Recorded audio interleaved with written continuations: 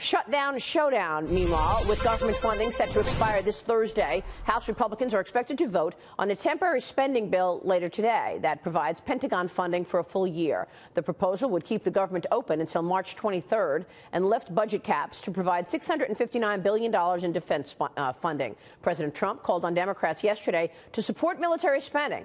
That was during his trip to Ohio. Watch. But believe it or not, Nancy Pelosi and those in Congress who want to raise your taxes, they want to raise your taxes. They don't want to give the money to the military where we need it.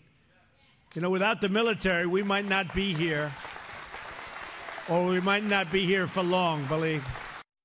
This coming as the Trump administration is reportedly expected to ask lawmakers for $716 billion for defense spending in the fiscal 2019 budget. Let's talk about the 18 budget and the 19 budget right now with Fox News senior strategic analyst, General Jack Keane. General, it's good to see you, sir. Thanks so much for joining us. Good to see you, Maria. So as a four-star general, as a person who has watched, an expert, watch what the military needs, what is your take on what you would like to see out of this Congress this week and beyond in terms of military spending, General?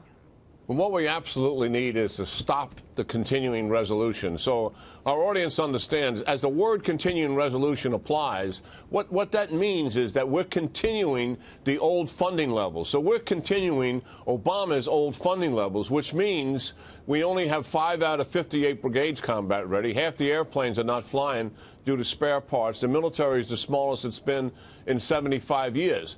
Not a single penny has been added to the budget in 2018 because they haven't passed an appropriations bill and they continue the resolutions of the past, which means there is no rebuilding of the military. Now we're talking about going to March, which will be 6 months into this fiscal year, with no new money for the military at all. Why can't they get past March 23rd, and why can't they come to an agreement on this when we all know the threats in this country and against this country have gone straight up?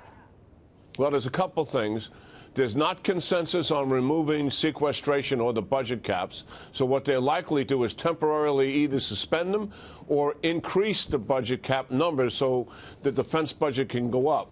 The Democrats are pushing back on the defense budget, not in principle there's something wrong with increasing defense, but they want a like increase, Maria, in non-defense domestic issues. Yeah. And that is where the political impasse is. It's incredible to me that the Democrats want to stand on this, not to support the military. You got Defense Secretary Jim Mattis headed to the Hill today, General. He's going to testify before the House Armed Services Committee on the National Defense Strategy. You're on the Congressional Commission for National Defense Strategy. What do you want to see there, and what are your expectations from today's hearing? Well, I've been through that strategy in detail as a part of the commission, and we're going to give a preliminary report and then a final report in a few months. And we actually think the new vector that the administration has and the Defense Department has is right on the mark.